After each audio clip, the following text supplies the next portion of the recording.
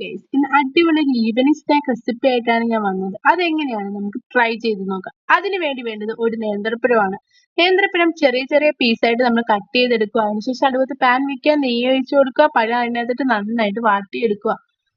പിന്നെ നമുക്ക് വേണ്ടത് 5 പീസ് ബ്രെഡ് ആണ് വേണ്ടത്. ബ്രെഡിന്റെ നടുഭാഗം സ്ക്വയർ ഷേപ്പ് ആക്കി കട്ട് ചെയ്തെടുക്കുക. 5 തന്നെ അങ്ങനെ തന്നെ ചെയ്തെടുക്കുക, സ്ക്വയർ ഷേപ്പ് ആക്കി എടുക്കുക. പിന്നെ നമുക്ക് അതിനകത്ത് ആവശ്യമുള്ളത് 2 എഗ് ആണ് വേണ്ടത്. 2 എഗ്ഗിനകത്ത് കുറച്ച് പഞ്ചസാര ഇടുക, കുറച്ച് ഏലക്കപ്പൊടി ഇടുക, നന്നായിട്ട് മിക്സ് ചെയ്തെടുക്കുക. പിന്നെ നമ്മൾ വാട്ടി വെച്ചേക്കുന്ന പഴം ആ എഗ്ഗിനകത്തോട്ട് ഇട്ട് നന്നായിട്ട് മിക്സ് ചെയ്തെടുക്കുക.